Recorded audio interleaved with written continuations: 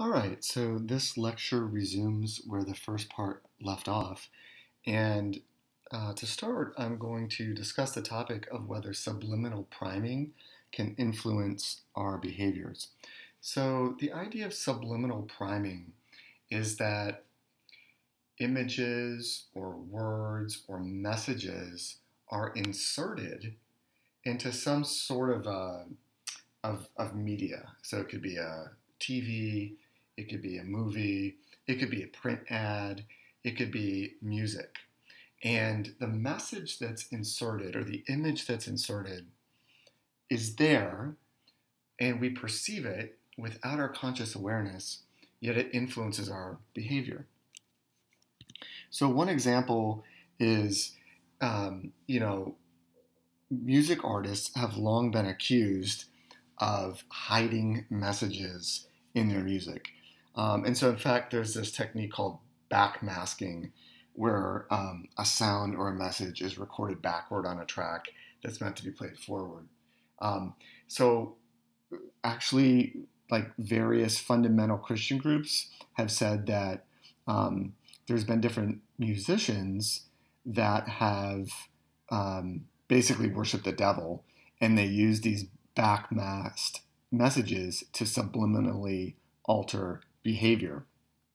So actually, allegedly, there's this well-known message found in Led Zeppelin's Stairway to Heaven, and allegedly, if you play a portion of the song backward, it says that what you'll hear is, "Here's to my sweet Satan." There's been numerous musicians that have been accused of backmasking. It's Led Zeppelin, the Beatles, Pink Floyd, Judas Priest, the Eagles, the Rolling Stones, so several. This issue really came to prominence in the 1980s because there was a tragedy. Two teenagers shot themselves, one of whom died and the other one was very seriously injured. And it was believed by their parents that they listened to a music album by the British heavy metal band Judas Priest. And the parents and the families of the two boys ended up suing CBS Records, who was the record label, for millions of dollars. And so they went to court and they argued in court that the two teenagers had been driven to commit suicide by these messages, these auditory signals that were concealed in the song, Better by You, Better Than Me. And the plaintiffs claimed that the song contained the subliminal message, "Do it," urging listeners to take their own lives. So this is the most kind of prominent example, but there's been other accusations for other musicians that there's these hidden messages that we don't consciously perceive the words, but that message is in there and it gets in our brain. So that's one. There's also subliminal messages in advertising. And so these claims were popularized actually back in the 70s. So there's an author that wrote a book, Subliminal Love and Seduction and Media Sexploitation. It basically said that subliminal sexual symbols and objects are regularly used to persuade consumers to purchase all kinds of goods and services. And the most widely known claim was that the printed word sex is unconsciously read in many advertisements. And so the idea was that you're trying to like increase people's sexual arousal among different consumers to make the product seem more attractive. It's like, why am I feeling so good about this product? So that was the claim. And it really all kicked off. So we could say that the birth of subliminal advertising dates all the way back to the 1950s. So back in 1957, there was a market researcher named James Vickery. He inserted the words "eat popcorn" and "drink Coca-Cola" into a movie. So the words appeared in a single frame of the movie, allegedly long enough for our subconscious to pick it up, but too short for the viewer to be aware of it. So what Vickery said, is that the subliminal ads led to an 18% increase in Coca-Cola sales and a 58% increase in popcorn sales. So based on this, people were pretty convinced that subliminal advertising worked. It was a thing. Turns out it was all a hoax, didn't work. But it did lead at least some people to believe that subliminal advertising works. I mean, these are beliefs that are still maintained by a lot of people today.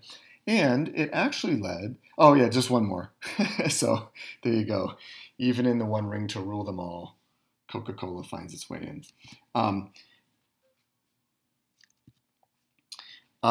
Let me go back to that, but I was going to was on a transition there. So the idea that you can subliminally prime people and that will make them feel thirsty and they want to buy Coca-Cola was actually tested by some psychologists. Okay, so let me define though what we're talking about when we're talking about subliminal priming.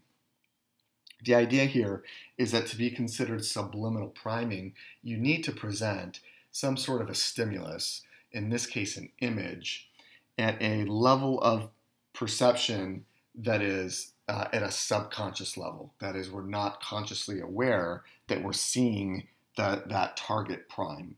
And so that's at some level of presentation which is below half a second.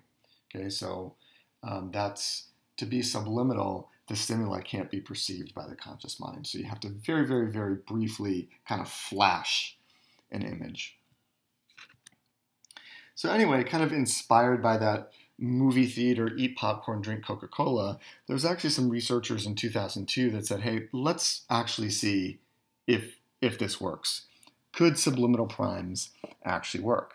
So what happened was in the study, participants arrived to a laboratory setting. They're told that they're going to watch a popular TV show at the time, which was The Simpsons. They're also told that the researchers were interested in different motivational states that affect people's memory. And so because the researchers were interested in motivational states, the first thing that they're going to do is fill out this questionnaire. On this questionnaire, they're given the opportunity to say how they feel right now. And so they're given a list of different words like happy, comfortable, bored, tired, thirsty, hungry, etc. And they could say, I don't feel that way at all, or I feel that way an extreme amount. So the lowest score would be I don't feel that way at all, and the highest score would be I feel that way. I feel extremely that way. Okay. The target word, the state that the researchers were really interested in was how thirsty participants were. And so prior to watching the episode, okay, in which they either would or would not be subliminally primed, they wanted to get a baseline level of thirst, right? So that's why they measured that in the questionnaire first. Then what happened is participants watched a full episode of The Simpsons. In the subliminal priming condition, 24 single frames were interspersed into the program. 12 of these frames had pictures of Coca-Cola cans. 12 had the word thirsty. Each frame was only displayed for 33 milliseconds. So it's very, very, very brief. In the control condition, they watched the same episode of The Simpsons. There was also frames that were interspersed into the program, but they were just blank. Okay, so they didn't see anything at all. Then, after watching the episode, they're given a second questionnaire that asks the same questions. How are they feeling right now? Bored, tired, happy, comfortable, thirsty, hungry. Okay? So, what you're going to see, what I'm showing you here in the graph, are the results. So the white bars indicate the ratings of thirst before watching the episode, and the black bars are the ratings of thirst after watching the episode. You've got the control condition, they didn't get the primes. You got the subliminal condition that got either the word thirsty, that got the words thirsty in the Coca-Cola can 12 times each throughout the episode. So notice what happened. In the control condition, these bars were statistically determined to be equivalent. So in other words, no difference in how thirsty these folks are feeling before and after. Yet in the subliminal condition, these participants who receive the subliminal primes report that they are feeling more thirst. Notice how it's important to have this control condition, because you could say, well, yeah, after 20 minutes of watching a show, you haven't had anything to drink, you're going to get thirsty during that period. But no, that doesn't happen among the control condition, right? They watch the same episode, it's the same passage of time. There's no more thirst that's reported. It was only among the people that got the primes. Okay. Now, the other thing you might be skeptical about is, well, certainly they saw the images. We've got nothing but a demand effect going on here where they kind of know what the study hypothesis. Oh, I saw the Coca-Cola can. I know what you want me to do.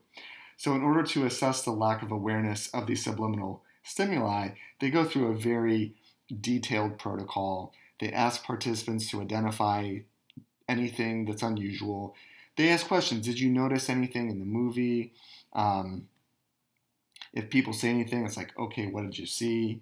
So participants in this condition report no awareness that they saw either the word thirsty or a Coca-Cola can. Using similar procedures, other researchers more recently were able to determine, again, that subliminal priming works. And in this case, they were able to show that people are able to make more of a behavioral decision. So in this particular study, people come into a laboratory environment. They're given a task to do on the computer. While they're working on the task, they're subliminally primed with the words Lipton iced tea, or with the words Lipton iced tea that are completely scrambled up, and so it makes a nonsense word. Okay, so you either have a control condition, scrambled up word, or you've got the priming condition where they are flashed Lipton iced tea. They did another slight variation on this where they either made people more thirsty by giving them a salty candy. Okay, so you've got people that are given a salty candy in this condition and people that are not given a salty candy here. Right, so they do their work on the computer. They either see the Lipton iced tea prime or not, and then immediately afterwards they're asked, hey, do you want something to drink? And they're given a choice. They can either have a Lipton iced tea or they can have a mineral water. So in both cases, they're given an opportunity to have something to drink.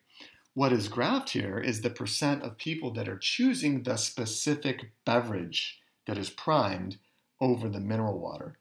What you can see is that there's a strong effect such that if participants got the Lipton iced tea prime, they're choosing that at a higher rate than people that didn't get that prime. And that's especially the case when they had the salty candy and they're thirsty. So what the researcher said is that not only does subliminal priming work, it affects a behavioral choice, like selecting a specific brand, and this priming works particularly well when the choice will kind of satisfy a need, like a drive state. Okay, so folks that are thirsty. So pretty interesting. So two studies that show that under the right conditions, subliminal primes actually can work, that they can influence people's motivational states, right? The first study got people to report that they were more thirsty. And in the second study, what these researchers were able to show is that subliminal primes can actually affect a choice, like a consumer choice, like picking a brand of a drink. So what do we think about this? Subliminal priming has been shown to work. There is some laboratory evidence for it. There's at least these two studies. There's not many more. Okay, there's not many more than this. So what does this tell us about our mind and about the unconscious? It really reveals the ability of our mind to attend to stimuli without our awareness. Those primes got in even though participants were unaware. And those primes got in and they affected attitudes, motivational state, like feeling thirsty, as well as the behavioral choice of selecting the beverage. So we should ask ourselves, well, I spend a lot of time in front of a TV or in front of a computer, or I look at stuff on my phone all the time. Am I being manipulated left and right by advertisers that are presenting subliminal primes? No, probably not. There are regulations against this. However, even if that was happening, would it affect your behavior? The answer is no, probably not. If there are any effects of whatever primes are, whatever subliminal messages, whatever images are being presented to you, the effects are likely too short-lived to affect your behavior. So notice that in the laboratory settings, they collected people's motivational state immediately. Immediately after watching that episode of The Simpsons, boom, a questionnaire is slapped down right in front of them, and people are saying how they feel. In the other study, they do the task on the computer and then immediately, hey, would you like something to drink? So in real life, there's just too many other things that get in the way, that intervene. And so whatever influence of any kind of a subliminal prime is likely to be very short-lived, and you need to have the specific opportunity to make a, let's say, consumer decision kind of immediately right there while the prime is still in effect. So no, these primes are unlike, these subliminal primes, if they exist, are unlikely to influence your behavior. Now, that doesn't mean that advertisers don't try to do this stuff. In fact, if you look at different episodes of popular TV, you'll notice all of the product placement all over the place. And I would say it's not even subliminal. It's not subliminal at all. It's just they're placing their product all over. They want you to see people drinking from a Coca-Cola can or a Pepsi can or driving in a particular vehicle. So there's product placement all over, but kind of this idea that there can be subliminal messages that are presented and it will affect our behavior, we don't have to worry about it. All right, another topic that I want to talk about that involves the unconscious is the topic of unconscious bias. And so this has certainly been something that is in the public, I'll say the public consciousness recently, as it has been in recent years, in talking about reforming a lot of our public institutions and thinking about different groups, the police especially, and police officers that might have unconscious biases, and these could affect very important decisions with how they interact with the public. So first of all, let's talk about what these unconscious or automatic biases are. So an automatic bias is an unintended, immediate, and irresistible cognition. Okay, so a very well-known example of automatic bias is own group preference, and it's measured by the implicit association test. Okay, so the idea is that most people, to some extent, identify themselves as members of certain groups and not others. Logically, because we like ourselves, we therefore like the groups that we associate with more. Now, those groups can be people from our own hometown, from our school, our religion, our gender, our ethnicity. We generally like the groups to which we belong to more. However, because we prefer our own group and we tend to like other groups less, this is problematic and can result in prejudice and discrimination. So social psychologists have developed several ways to measure own group preference, the most well-known being the implicit association test, or the IAT. So what's pictured here is an actual screenshot from the implicit association test, which is a computer-administered test as a way to measure automatic or unconscious bias. So the way that the test works is the test measures a person's reaction time, measured in milliseconds, to an array of different stimuli that are presented on the screen. This particular item that you see here is testing an individual's unconscious reaction to different ethnic groups, in this case African Americans and European Americans. What the IAT does is it presents respondents with pairs of concepts. So for instance, what you see here is African American paired with good, European American paired with bad. They also do the reverse pairing. So sometimes you'll see European American paired with good and African American paired with bad. This test relies on the notion of the associative network model that we have, that is the model of how our memory works. So this was discussed in the previous lecture. The model that cognitive psychologists have is that our memory is an associative network of concepts, and certain pairs of concepts are more strongly linked in memory than others. So the theory behind the IAT is that the more closely associated two concepts are, the easier it is to respond to them as a single unit. So if European American and good are strongly associated, it should be easier to respond faster when one is asked to give the same response to these two. If African American and good are not so strongly associated, it should be harder to respond fast when they're paired. So what you see here is, in this case, an African American face. So this IAT that measures racial bias does a couple things. It presents a series of faces, an African American face, a European American face, and the idea is to categorize the face as either being African American or European American. The theory is that people are, to the extent that people have prejudice, they are slower to do that categorization activity when African American is paired with good than when African American is paired with bad. Okay. In addition to faces, there are also words like adjectives.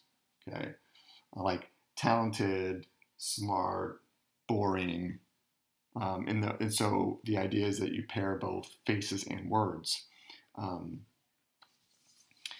So this is the methodology. And so the idea is to the extent that people have these concepts that are linked together in their brain, they're paired in their associative network, they should be, to the extent that there's no bias and people have the concept of good, and that is there's an equally strong pairing with, say, African American and European American, then they should be equally fast to respond to either set of pairings.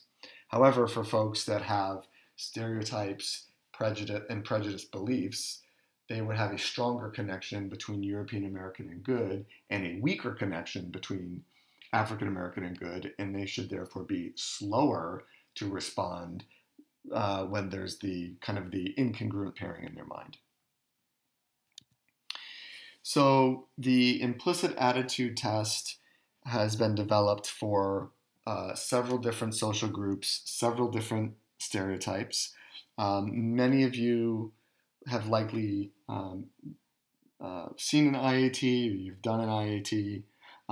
If you want, you can take any one of these implicit association tests by going to the website. Very unfortunately, results from the IAT consistently find that people show a preference for more socially valued groups. And they show a bias for groups that are not socially valued. And so these results have been taken as strong evidence by social psychologists in the field of psychology in general. that people have automatic biases that they're unaware of and that might be difficult to control. Well, so that idea, though, is that do we have these unconscious biases that affect our behavior? This has actually been studied fairly extensively. We would want to know if people have these implicit attitudes of which they are not necessarily aware, can these attitudes predict behavior? Unfortunately, the predictive validity of the IAT in particular is not all that great. So several meta-analyses. Now, meta-analysis is a fancy word meaning studies of studies. Okay, so what a meta-analysis does is says, let me find all of the research studies that have measured implicit attitudes using the IAT and that have used people's score on the IAT as some way to predict how they will act towards that particular object or that particular, because you can have an implicit attitude about objects and things and places and people, of course, right? So unconscious bias tends to be, we often talk about that in the context of people. So the three different meta-analyses, in fact, have looked at all these studies, and the general conclusion has been that the predictive relationship between implicit attitude measures, not just the IAT, I misspoke, but others as well, is weak. So what does this mean? It means that not just your unconscious attitudes, but people in general, people's unconscious attitudes about people, about places, about things, etc., don't necessarily predict what they will do in any particular situation. These same meta-analyses have also shown that implicit attitude measures don't do any better than self-report measures in predicting behaviors.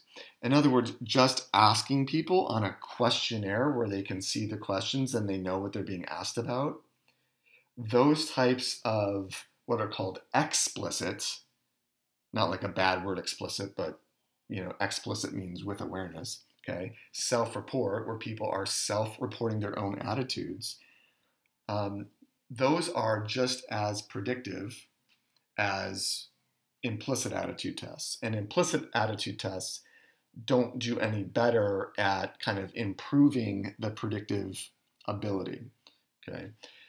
This has been, I think, a challenge in psychology and social psychology in particular, is decades of research have ultimately concluded that attitudes simply aren't the best predictors of people's behaviors. Okay, so the way that people think and feel about things, okay, and whether they self-report that or whether you get some implicit measure, it often has it often does little good in being able to predict what people will ultimately do in terms of their actual behavior. Why is that?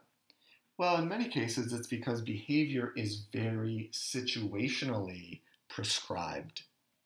We feel attitudes about all kinds of things, but we can't just go and do whatever we want, right? We have to follow rules. We end up kind of, following the standards of society. There's other things that get in the way. So I think this is important to note. Now, this doesn't mean, one, that people don't have unconscious biases. The IAT, I think, in all the work that they've done and they've collected, and go check out their website.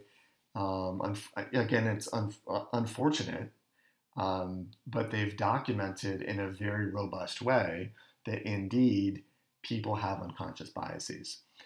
The issue of whether those unconscious biases will necessarily predict what people are likely to do, I think that there just hasn't been the research support for that. Again, just because there's not research support doesn't mean that it doesn't happen. It just isn't a documented, it is not a documented psychological phenomenon that has evidence to support it. Okay. So I wanted to just kind of wrap up with those topics on this. This entire topic module was about the unconscious mind. The previous lecture was about Freud and his theory of the unconscious mind, how psychologists have gone about studying the unconscious mind, some of the early brain studies, the topic of priming. In this lecture, I covered subliminal priming, and then here unconscious bias and unconscious attitudes. So hopefully you know more about the unconscious mind than you did before. It is interesting, intriguing, and controversial, and I suspect it will be for psychologists and those that study it for many years to come. Thanks for watching.